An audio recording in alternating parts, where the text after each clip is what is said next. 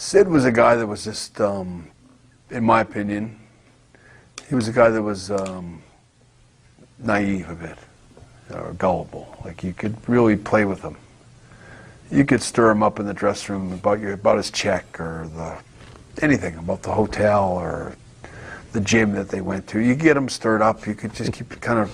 My brother Owen would have a field day with someone like Sid. I don't think he knew Sid existed yet, but it's like Sid wasn't such a harmful guy, or he wasn't a guy to self-destruct so much as if somebody encouraged him and kind of led him that way. And you know, like I remember one time in Canada, we did a thing with the CFL football players, where he just had in his head that he wasn't going to let any football player, nobody was touching him. They didn't want any football player laying a finger on him, and he just got really difficult. It was raw, trying to work it out the match. They were like lumberjacks. And I was like, Sid. And I remember I pulled him aside. I said, this is like really elementary stuff.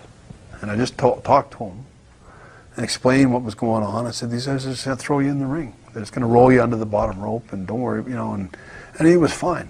But I sensed in that situation that you could really get him. You could have got him so steamed up about it that he would have quit over having a football player touch him when he really didn't know what he was even talking about. Like, they weren't going to necessarily, you know, he could get himself, he could go on a tangent and get himself all worked up, and guys would play into that. I think guys that rode with him would stir him up and get him all worked up, or maybe when he was drinking, I hear about the stuff with the squeegee and stuff like that.